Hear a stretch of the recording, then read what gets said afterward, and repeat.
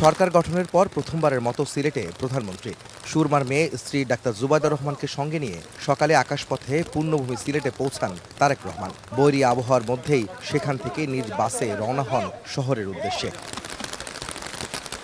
প্রচণ্ড বৃষ্টির মধ্যেই হজরত শাহজালাল রহমতুল্লাহ আলাইহির মাজার জিয়ারত করে সিলেট সফরের কার্যক্রম শুরু করেন সরকার প্রধান। এ সময় দেশ ও জাতির কল্যাণে দোয়া মোনাজাত করেন তারেক রহমান। ওই বৃষ্টি তো পরে হয়েছে।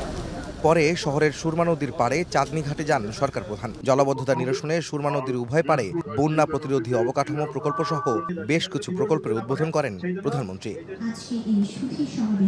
পাশেই সিলেট সিটি কর্পোরেশন আয়োজিত সুধী সমাবেশে যোগ দিয়ে প্রধানমন্ত্রী তারেক রহমান বলেন, জলাবদ্ধতা নিরসনে খাল খননের উপর জোর দিতে হবে।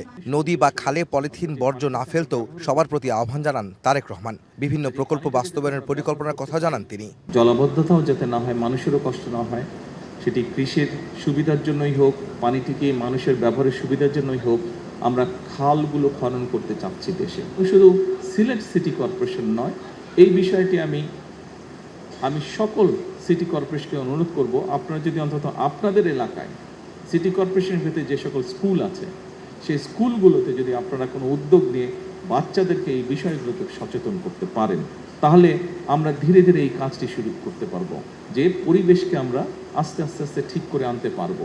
ঢাকা সিলেট মহাসড়কের বেহাল দশার কথা তুলে ধরে আগামী কয়েক বছরের মধ্যে এই সড়কের উন্নয়ন কাজ শেষ করার কথা জানান সরকার প্রধান। রেল যোগাযোগ বাড়াতে 2 লেন করার কথাও জানান প্রধানমন্ত্রী।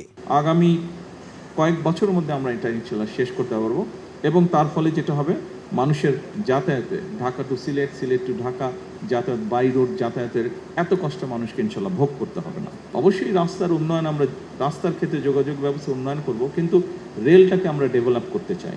এ ব্যাপারে আমরা চেষ্টা করছি ডবল লাইন কিভাবে করা যায়, ডাবল লাইনের মাধ্যমে এই সমস্যাটার সমাধান করা যায়, দ্রুততর করা যায় ঢাকা সিলেট বা সিলেট ঢাকা রেলওয়ের ব্যবস্থা।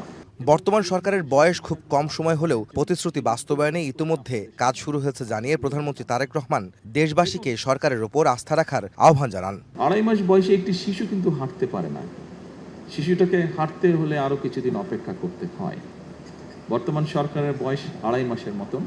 তবে আমরা এরই ভিতরে আমরা যে সকল কমিটমেন্ট দেশের মানুষের সামনে উপস্থাপন করেছিলাম, দেশের মানুষকে আমরা দিয়েছিলাম, সেই কমিটমেন্টগুলো বাস্তবায়নের কাজ আমরা শুরু করেছি।